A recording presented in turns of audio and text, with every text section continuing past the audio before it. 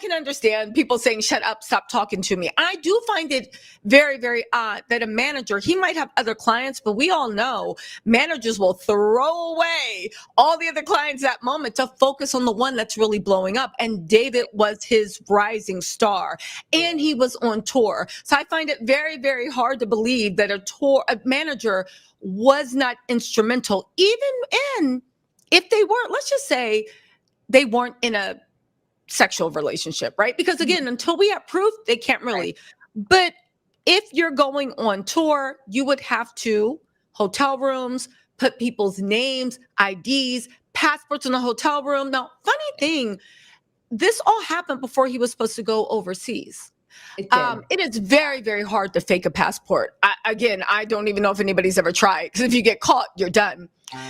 Overseas, they are very, very strict about who's staying in hotel rooms. It's not like in America where they can leave you a key. Overseas, they're like, wait, you need to check in. Can we see your ID? Very, very strict. It's funny that the minute it would have been severe pushback to David's rising star, bringing his underage girlfriend with him overseas, because she would have needed her parents' permission to get a passport. And they couldn't fake it. All of a sudden she goes over missing. But even if they were touring in America, or even his little shows, you need to let us know, hey, Celeste is coming. There's a +1. She needs a backstage tour. His manager would coordinate all of that. Again, it makes me just look at his assertions that he just didn't know. Well, actually, he said he didn't talk to David that much. He didn't say that he didn't know. No, this is the struggle I guess I have, is that, you know, he makes it very clear, I am a married father of 3. I live in a different state. I don't know what you guys are talking about. I think this statement, if I had to analyze it, I think it would be like he feels a little bit of guilt here, possibly because maybe, and again, I am speculating. It's the same age. This is not fact. Maybe he did see Celeste at one point in passing, but he just didn't think anything of it. He wasn't thinking she, you know, maybe he was thinking she looks young, but whatever. I'm busy. I'm on my phone. I have my own shit to deal with. I don't know. So his daughter's the same age as Celeste, though. Yeah, when you have little kids, you know what a little kid looks like. But go on. No, crazy. And so that's where I think maybe he does have some kind of guilt. I'm not saying culpability. I'm saying guilt, because he didn't, you know, he wasn't as attentive to what could have been going on underneath the roof that he rented where his name is attached. So I also feel like he probably got yelled at for commenting on the TikTok, because he has not said a word. I know I've been asked, you know, to confirm his handle by different media outlets, and they've tried to slide, I think, and they're like, well, he won't respond to us. And yeah, I mean, he hasn't responded to me either at all. So I don't know. I think also, if I'm David, you know, he lost a lot of money on, you know, with canceling all of his tours. And I'm sure that LAPD said, look, you got to stay local. If you don't, we might be forced to like send the US Marshals on your ass. I don't know. Okay. So he did, and he is. And I think at this point, I think David, you know, regardless of what is about to happen, regardless if he gets apprehended for statutory concealment, provided whatever it is, I think he needs that to move forward, because I think, again, speculating, I think he will be cleared of the red room. I think he will be charged with other things. Damn it, Lauren. Why do you think he would be? He should be cleared of this. Had an arrest warrant by now. I just, even without the homicide charge or the homicide manner of death, I think after this much time, the Tesla cameras, you know, they could have gotten the subpoena for the Tesla cameras. I mean, I just think that it's too much time. Too much time. Okay, it's not time, but I have to say this. It's not, in a case like this, the absence of evidence itself. Because, hear me out. Yeah. Wow. There was no video surveillance in Hollywood Hills, which is home invasion, video surveillance. That's like the Kingdom Come. Everybody has high level security in the Hollywood Hills, because there is a problem with home invasions when you get to those $1 million houses. So let's just go through this. Wouldn't you know it? Our video cameras were turned off, and the Tesla camera was off. And you know what? I don't know where Celeste was. This girl that I was obsessed with, I left on tour and I don't know. And guess what? She did happen to show up in my Tesla. But how did they get in? The car wasn't reported stolen. The absence of evidence outside of a body, to me, if I was a detective, would make me point my finger even more because it's actually weird. There's no other evidence. There's no last phone call or text messages of you being like, F you, you B, don't ever come out of here. We Go don't back know. home. We don't even know who has Celeste's phone. We don't even know if her phone was found. And this is the tough part. And again, apparently there are surveillance videos at the house, which shows people coming in and out. So they would have gotten Celeste, but unless it was turned off, David had access to turn that off.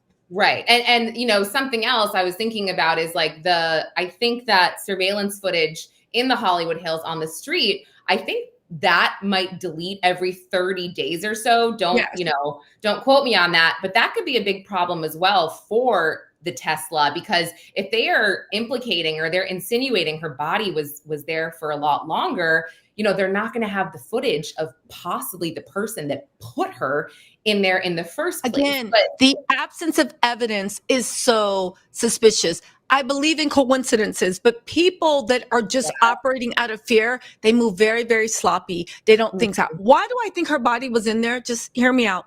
I think something happened to her. I think that they put her in the Tesla.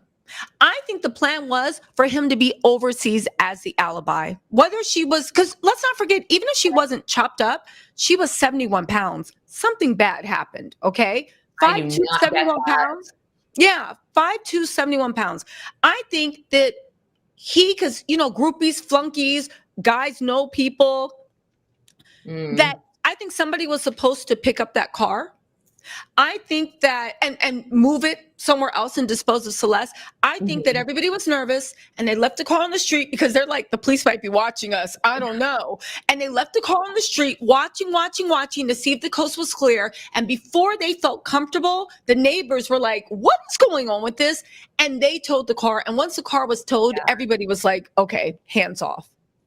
Yeah. I mean, listen, I guess anything is possible at this point. I mean, I remember initially reading that report of her being 71 pounds, and they had initially said she's 15 years old, 71 pounds. And I was like, no, my 9-year-old's like 60. This is like, no way. But I know that everybody's different on the growing or whatever. But however, Steve Fisher spoke with a few of her family and friends. She was closer to like 95, 100 pounds, which, you know, I guess does make a difference.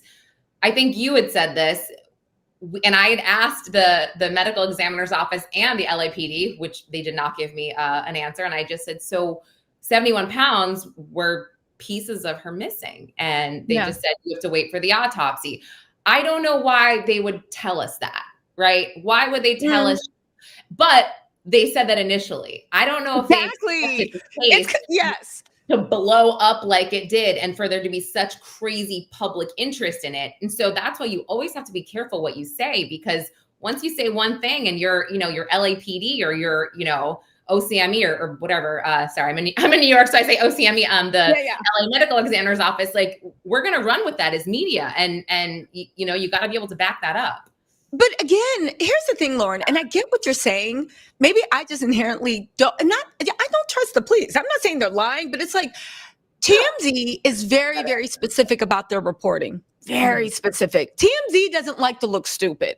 Again, anytime they've had anything dealing with any of the forces, police, fire, like whatever, they always come correct. I don't see TMZ letting somebody say something crazy. I think whoever they talked to was very well placed and that they could speak on it. The only other thing, and just, do you think this might be a possibility? That they are playing a game, releasing a bunch of false information, trying to see if someone gets spooked. Like saying she was dismembered and 71 pounds when they know for a fact, but we put a whole body in the car. What are you talking about? Saying, guess what? We did an autopsy. She wasn't pregnant.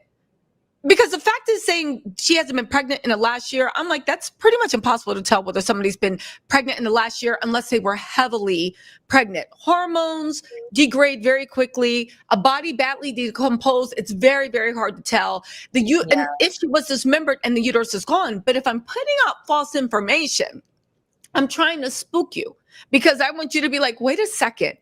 Have you ever seen anything? Talking to Steve, do you think that might be a possibility, or do you think it's a game of telephone? I mean, I think that, again, initially the report of the dismemberment, I don't think that was necessarily a lie by LAPD. I think it was, they just jumped to conclusions too quickly, and that just spread, like wildfire. I don't think it was a lie necessarily at all. I think at the time they truly believed it. But legally, aside from being in like an interrogation room, police can't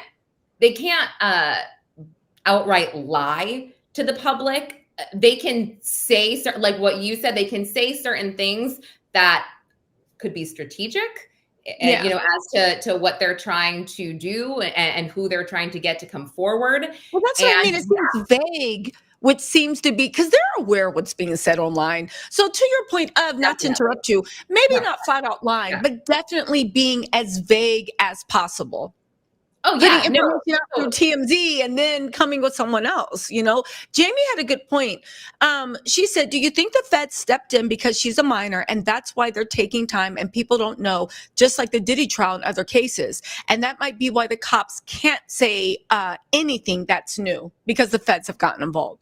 Yeah, I mean, I thought about the Feds. I didn't know if possibly there was some kind of footprint of her, doing some interstate travel with him. I know that one concert, it was proven not to be her. And you went over this too. I think you need like a real ID now to travel. Who knows if she has that? But I did think about that. The FBI could be involved if they, again, because she's a minor, because it possibly involved interstate travel. We don't know. I also was thinking, are there cyber crimes at hand? This guy was so immersed in like the, whatever these worlds are, that I feel so old when I'm trying to be like, how do you say manja?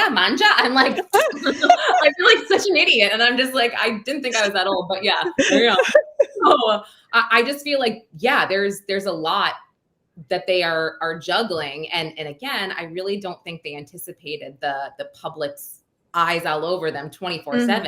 Interest in this. Yeah, I mean, we live in a new age where people on social media are gathering clues at lightning speed. Instead of having just one detective, you have hundreds of thousands, even millions of people all using their brains, and information and promising things to come up. I mean, I looked at your Twitter thread and I was like, holy shit. Okay, Lauren, you're going to solve this for us.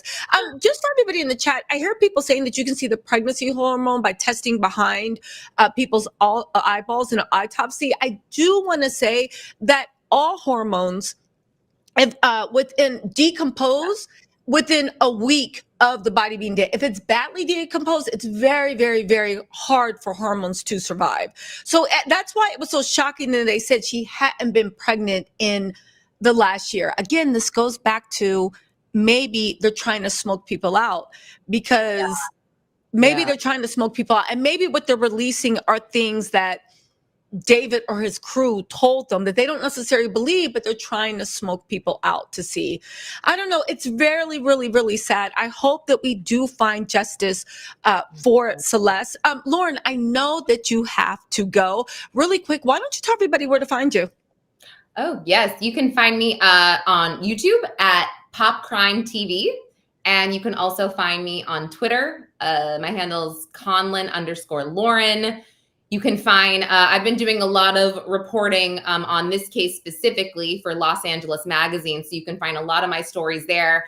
I did a story yesterday with Steve Fisher, where basically he kind of reads between the lines with what the LAPD said and why he thinks it might be an OD. Again, not saying that there's no criminal culpability for anyone else, but it could be. So I don't know. I don't know when it's time for all of us to stop speculating here. I did never time to stop speculating, but continue.